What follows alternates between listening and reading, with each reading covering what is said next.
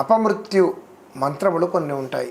ముఖ్యంగా అందులో విశేషించి మృత్యుంజయ మంత్రం కావచ్చు, మృత్యుంజయ స్తోత్రం కావచ్చు, ప్రదోష స్తోత్రం కావచ్చు, తర్వాత పంచాక్షరి మంత్రం కావచ్చు.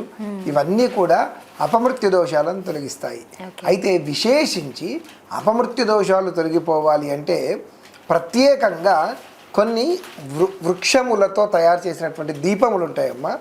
ఈ దీపాలతో రుద్ర సంపుడీకరణం అంటే చేసి ఆ దీపాలను తయారు చేస్తారు.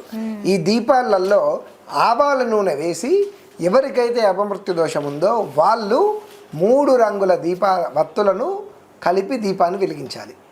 ఏ రంగులు గురువు గారు? 1 పసుపు, 2 ఎరుపు, 3వది తెలుపు. ఈ 3 రంగుల వత్తులని ఆవాల నూనెలో తర్వాత ప్రత్యేకంగా తయారు చేసినటువంటి ఈ అపమృత్యు ప్రమిదలో వేసి దీపాన్ని వెలిగించాలి. ఇలా వెలిగిస్తే వాళ్ళ జాతకంలో ఉన్నటువంటి అపమృత్యు దోషములన్నీ కూడా తొలగిపోతాయి.